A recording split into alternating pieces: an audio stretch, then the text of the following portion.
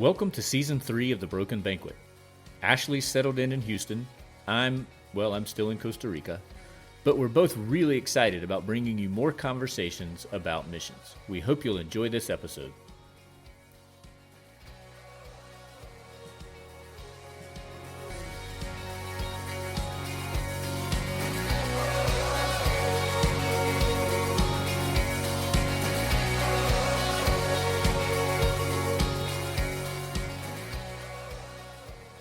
Hello, Ashley.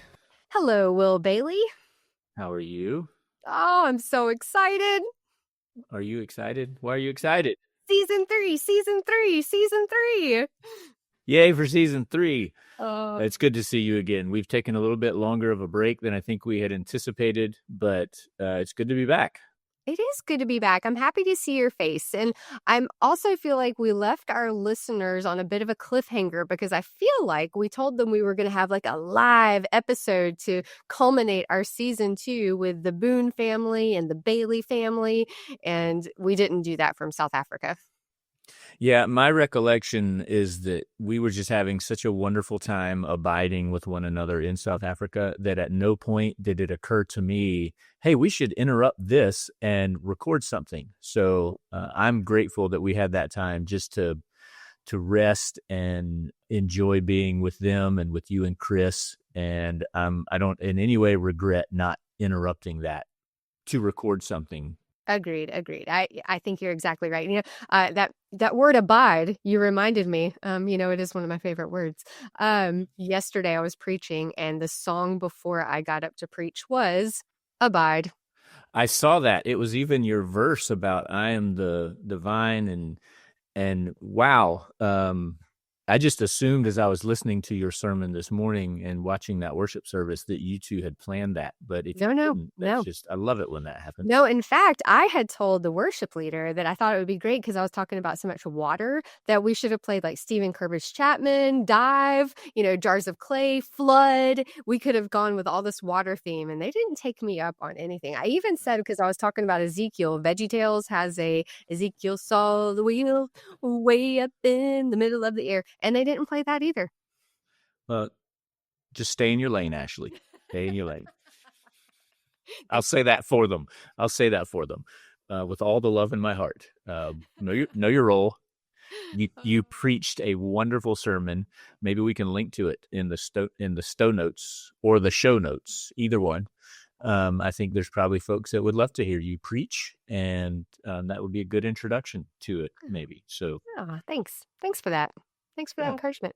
So for Season 3, the idea that you and I have tossed around is kind of following you through your getting your feet on the ground at your new church and meeting all of your 140 whatever mission partners you guys have around the world. And as you get to know them, we'll get to know them. And I think it's going to be an interesting season for folks, and appreciate you being willing to kind of taking us on this journey with you. Yeah, well, we'll remind the listeners, we've moved from Shreveport, Louisiana to the Woodlands, Texas. And after 11 years in Shreveport, it's been quite the shock to the system, but we're thankful for all of our friends visiting sporadically and keeping us included in their lives. So it's been a sweet connection still. It's a big old honking church, and I took on their role as their pastor of missions. And yes, indeed, 146 mission partners. That's 101 global partners and 45 local partners. Oh my gosh. First of all, I think that your personal mission there should be for them to change all of their promotional stuff needs to say Woodlands Methodist Church. We're a big old honking church. Yes. I think that would be great. Mm-hmm. Yeah. Yolanda got to spend a week with you not long ago. I got to come and spend a couple of days with you guys not long ago. And so we're happy that we got to be among those who have visited you already. And just great to see you guys transitioning into that community and into your role at the church, and excited for what's coming. And you know what I appreciate about you and Yolanda so much is both of you were here separately, and both of you were here on weeks that were just absolute, I don't want to use the word crises, but they just were just crazy, chaotic. There was a lot going on. Just having y'all here was so good. Was so good. It was abiding in the best form. Yeah. And that's what we wanted. So mission accomplished. Yeah. How have things been with you, Will? I think you just got back from a pretty mountaintop moment. Yeah. Speaking of mission accomplished, and I want to talk about this because it really, I think it fits with the what we've talked about already just in the first 2 seasons of this podcast. And you can stop me at any moment and I'll take a breath because I'm still processing it. And but it was one of the best mission experiences I've had in my life. And I think that says a lot because I've done a lot of this. Yeah. And had a lot of incredible opportunities with amazing people in incredible places. And yeah, who would have thought taking a group of 17 Costa Ricans to Charlotte, North Carolina would raise the bar? Well, let's even go back a little bit. Go back to just talk about that relationship. Yeah. So when I moved here in 2003 with commitments from 3 churches who were going to support what we were doing and support us with volunteer teams. One of those churches was a church from Charlotte, North Carolina, Myers Park United Methodist Church. And a month after Yolanda and I got married, the very first team of volunteers that came here to work with us were the youth from Myers Park. And so that church has been a partner of ours since day one, really. Mm-hmm. The only partner that we have currently that can tell a story that goes even back farther than Myers Park is my home church, and it's because they're the ones that sent me here. Right. But Myers Park has been in it with us from the very beginning. And after the pandemic, the first team of youth that they sent were seniors from their youth group. And this was kind of their last thing to do together as a group of seniors before they sent them all off to college and all that kind of stuff. And it was just a really special week. We did some extra stuff with that group, kind of some teaching time and seminar kind of stuff with them before we let them go. And it was really good. But I think the most special thing for that group that week was that they really clicked with the youth and young adults from the church that Yolanda and I and our family go to here in San Isidro. And they had some amazing worship time and kind of some impromptu sort of fellowship time. And they shared some meals together and prayed together. And it was just really good. And it was everything that we hope will happen as far as volunteers interacting with the local people here and the local churches here. So the next year when they came back, they brought even more youth, and the leaders said, look, that was so good and so special last time. We really would like to lean into that when we come this year. Could we schedule even more time with the youth and young adults from your church? Absolutely. So we worshiped with them a couple of times in the church during the week. We had them come, the youth from our church, come to the Missions and Ministry Center, and we had worship here. And you could really start to see these connections starting and realizing that like they're all exchanging, social media contacts and Instagram and all that kinds of stuff. So this year, 2024, when they came, we just took it up another notch and had incredible worship together, and it led to some really important moments in the lives of a lot of the youth from this church in Charlotte that were coming down, and started hearing from the leaders of that team after their evening devotion saying things like, we've been waiting for years. We've had these kids since they were preteens, and been with them through confirmation and junior high and now high school youth group. And we've just been waiting for them to talk, talk. Yeah. And apparently they all just decided this was when they were going to do it. And so their devotional time at night was going until like 10:30, 11 o'clock at night, because everybody was just opening up and sharing. And it meant a lot to the youth. It meant a lot to those adult leaders who have invested so much of their time and energy into the lives of those youth. And so then they said kind of at the end of that week, look, this is so good for us, but there's only a limited number of our youth who are here. Like, how can we take this experience, especially the worship time that we're having together, back to our church in Charlotte? Like, how cool would it be for you all to come and lead worship for our youth at our church? Because a lot of the young adults that they were connecting with here are the worship leaders at our church, and are super talented and so good at what they do. And I kind of hesitated for a second, because one of the things that I've been saying to people for years when they come down here is, in spite of all the beautiful things you might feel on a mission experience wherever you go, it would be a mistake to try and take that back to your local church and impose it on your worship. Just like it would be a mistake for me to have moved here 20 years ago and try and impose liturgy and traditional worship and order and all that kinds of stuff on the church here. Like, that's a church killer. So, but because it's sort of in the context of these friendships and this relationship that was becoming deeper and deeper and deeper, we thought, well, maybe if you guys feel like you have sort of prepared the soil there for us to come into your church and lead people into worship in a way that would be fruitful, then we're up for it. So we spent the last year preparing ourselves here, and them preparing themselves there for us to go and spend last week being church with our brothers and sisters at Myers Park. I just love how God works in such great ways throughout time, through all of these years. He's been laying the groundwork. The seeds have been thrown into the field.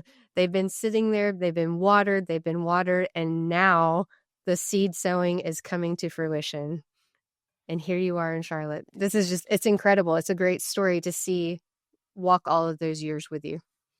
Yeah, and I have to give credit where credit's due. The leadership at that church, the folks that have committed their lives to the young people in that church, and getting them to understand how much this matters, not just missions, but how much it matters that they make room for Jesus in their lives.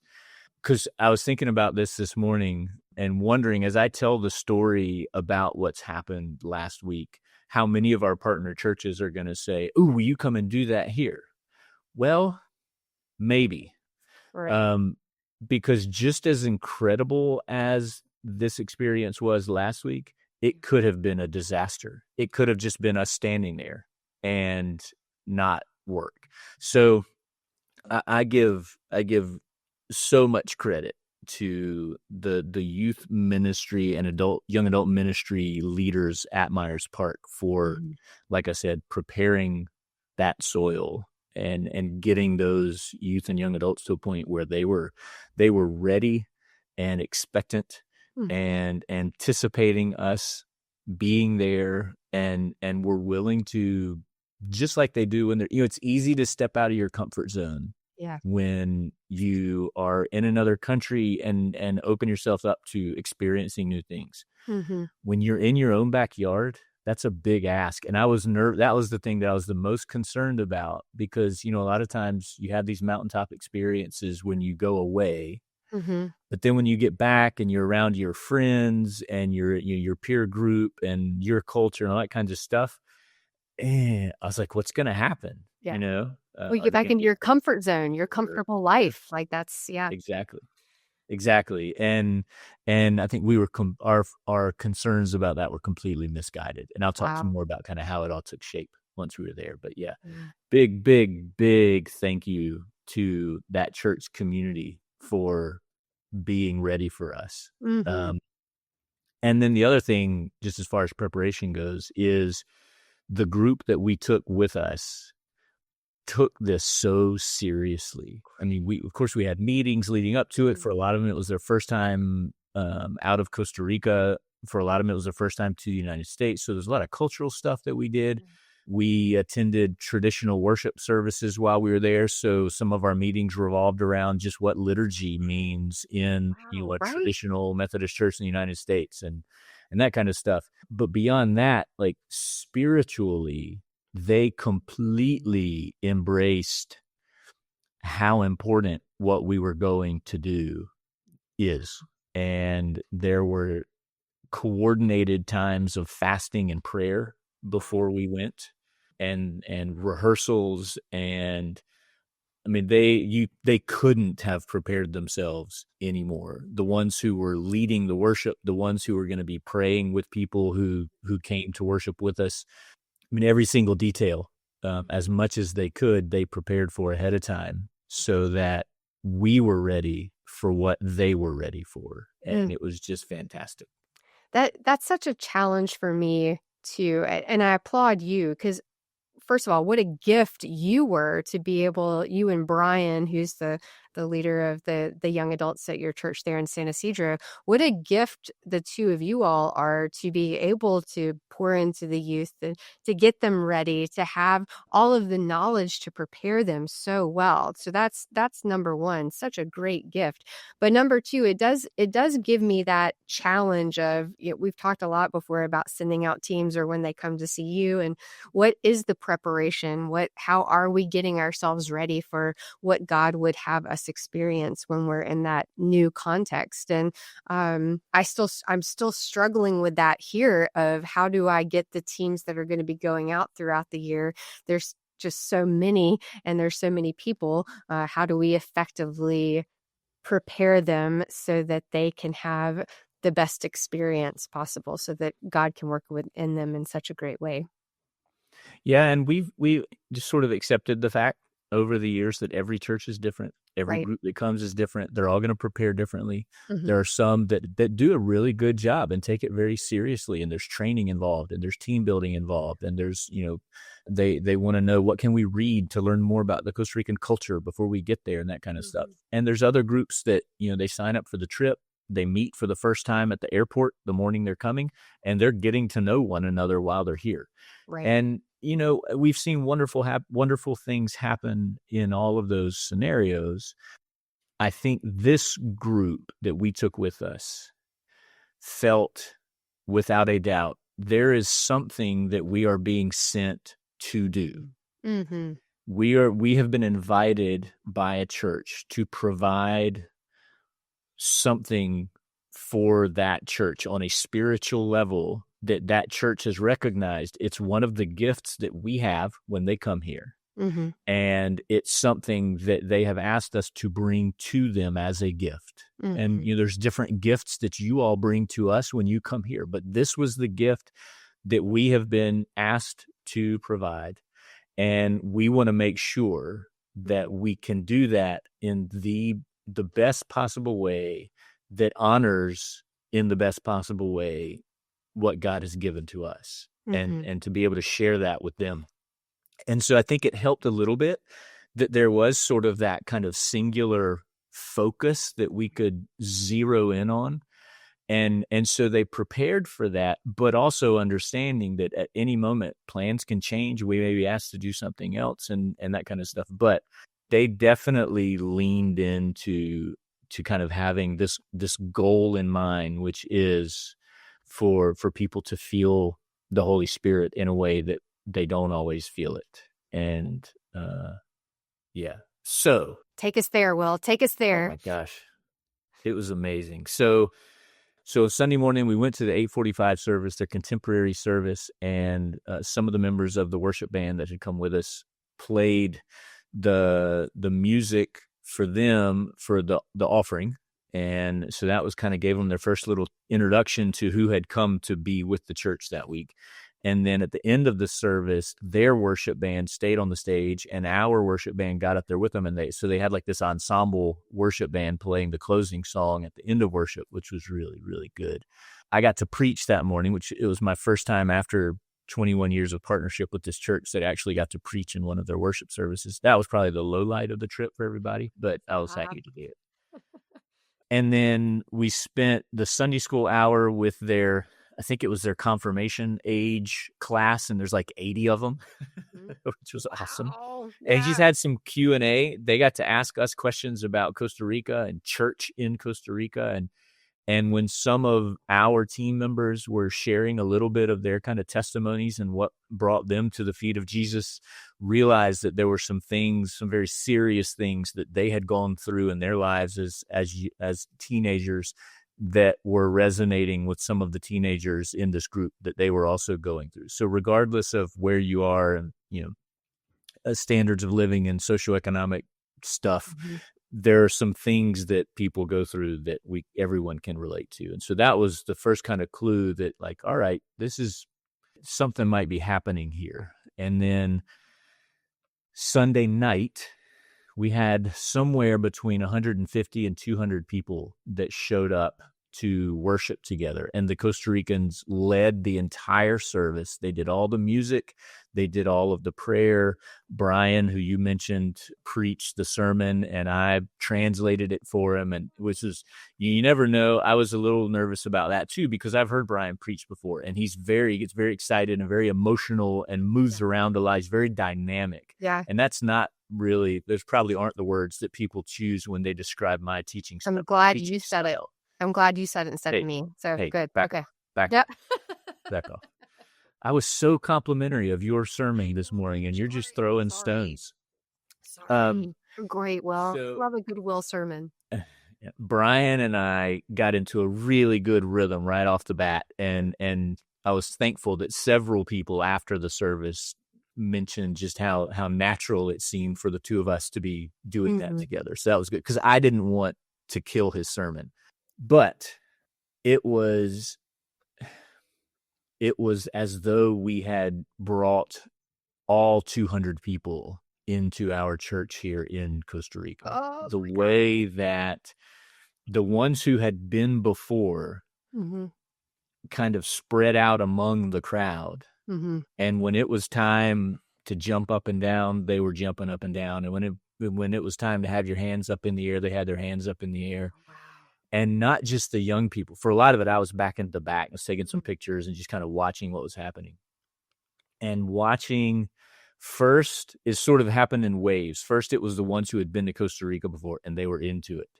And then you could see the ones around them like, oh, okay, so this is okay. It feels kind of good. And I can do that. I'm free to do this. I don't have to feel so inhibited like I think we do a lot of times in worship. And then the next thing you know, the 50 or so parents who had also come, they're in it. They're jumping up and down. They've got their hands raised. So it just kept getting better and better and better. And by the end of it, when we were asking people if anyone would like for someone from Costa Rica to come and to pray with them, as we were singing a couple of songs, and it was just what you would expect. Like, first, nobody raised their hands, and then one person raised a hand, and then a couple more raised their hand, and before you know it, there's a room full of people, parents included, who are raising their hands, asking for us to come and to pray with them, and that just led to the floodgates opening. It was just only takes a spark to get a fire going. Yeah, they didn't sing that song. Okay.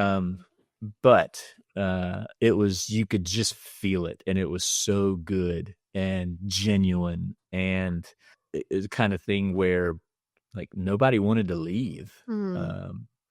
And so then, like, in the kind of aftermath of that, we start getting text messages from church leaders saying, you're not going to believe the emails and text messages that we're getting from parents talking about, kind of, word had gotten out about what a powerful night of worship it had been for everybody. So, I mean, I think we're all still kind of processing, and I think they're still processing. And so that was just that was our first full day there. No, it was all I thought that was the end. Oh my gosh. No, we had just gotten there. Started. Oh my goodness. Okay. So then on Monday, they said, hey, we'd like for you guys to come and worship with our staff on Monday morning. And there were about 35 or 40 people in this staff worship service. And The Costa Ricans did a couple of songs, and then I had the chance to talk a little bit about the communion experience that I had in South Africa that just kind of put everything where it belongs as far as how I understand that sacrament and what it does to us. And then we shared communion together, sang another song, and then their staff said a prayer for us. But then we got their staff into a circle in the middle of the floor, and we gathered around them and prayed, and heard from several of them that they appreciated that, and again, there were some tears and lots of hugs, and so we felt really good about that. Well, fast forward to Sunday, and the senior pastor apparently, like Sunday at 6:00 Sunday morning, changed his sermon.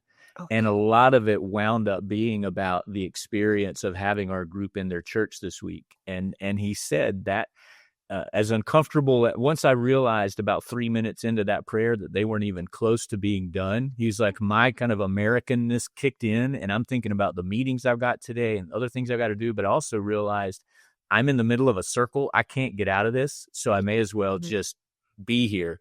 And said it wound up being one of the most profound prayer experiences he's had in a really, really long time. Oh, gosh. So I'll go back and listen to James's sermon now. Yeah, and we can link to that one too. I don't think they would mind. So that was Monday morning.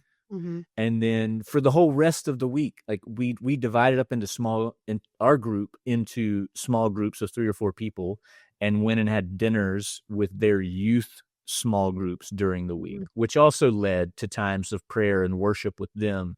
We had meals in the homes of church families and had time to pray with those families and bless them and their homes and all that kind of, and it was just, I just kept thinking about how often when you and I are asked, the first question, unfortunately, is always, well, what are we going to do?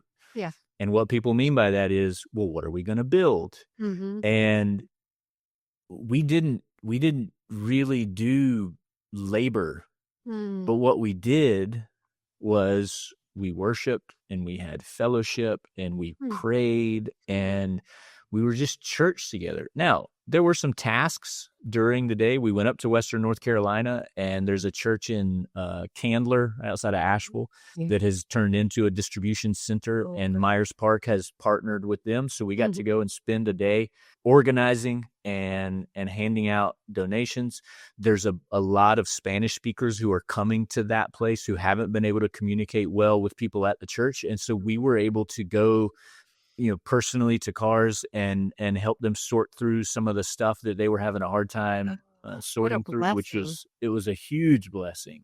But I'm certain that when the Costa Ricans look back on this trip, that, what's going to matter the most to them and what will have wound up being the most transformative for them is being able to take that gift of worship and prayer that they believe God had given to them to share into this place that had asked for it to be shared with them. It was beautiful. So I'm just so proud of. The banquet table was whole again. Like the veil between heaven and earth may have been very, very thin at that point. Yeah, I mean, I think in that moment, and it's kind of cliche to say, well, we speak different languages, but we worship the same God, and there's truth in that, but there's also way more to it than that. Yeah, sure. It's not just a recognition of, yes, when you are in North Carolina or Texas or Louisiana or California and you're sitting in church and you're worshiping God, yes, you are worshiping the same God that when we do those things here in Costa Rica, we're worshiping. Yeah. Yes. But that could very easily be us kind of sitting at 2 different tables. They're just tables in the same room. We were at the same table. And it was just, for me, like I said, I've gotten to do a lot of missions in a lot of places with a lot of people, and there've been wonderful things about all of it. But this was definitely one of the most amazing experiences I've had of what it really means for us to abide and to be church with one another. Wow. I knew it was going to be a special trip and a special story when Yolanda texted me and said, "It's so cold, but I don't care." Yeah, that says a lot. Yeah, I guess they had a cold snap that happened when we went up to Western North Carolina. And so Thursday morning when we woke up there, it was 31 degrees, which Mm-hmm. for Costa Ricans that's just Cold. horrible. It's horrible. Yeah. Yeah. Yeah. Cold for me. Um, Well, Will, yeah. thanks for sharing that story because it was fun to follow along just in the pictures that y'all were posting from the week. But I knew that there was going to be so much more richness that was going to come out of that. And it warms my heart to hear how excited you were and how God worked in such a profound way in the hearts of everyone that was involved that week. And I hope that this is the spark to revival for things to come. Yeah, I hope so. I hope that that's what it is for Myers Park, and Mm. it might be something that we needed as a ministry. And we sort of talked about that a little bit, but when we were there, we talked about a little bit with the group. I think they very much, Yolanda and I go to their church. Yolanda and Isabella and I go to that. We're members of that church, but we also there's some, I think, a healthy degree of kind of separation between Acts 1-8 missions and that church. It's healthy for us to have a little bit of space where we're not constantly the missionaries in charge of everything. So we kind of need for that to be there, but there's also overlap. And so this may lead to us making some adjustments in how much overlap there actually is, and how are there ways that we can provide some more of those kind of worship experience and fellowship experiences and connection with the volunteers that are coming down, and have that be part of kind of their expectation when they come. Well, I'm excited for season 3, Will. I think that this is a perfect introduction into what season 3 will be, because so many of the people that I am introducing you to as I am continuing to get to know them, they have these great stories of how they have been abiding in their context and in their callings around the world. And I hope that our listeners will be inspired by God and the calling in their own life of how they are going to live out what Jesus is asking them to do. So Yeah, I think it's amen. a great way to kick us off. All right. Well, Ashley, it's good to see you. I'm glad the ball is rolling again. I know we've got some interviews lined up soon, so looking forward to it. Me too, Will. Bye. Bye.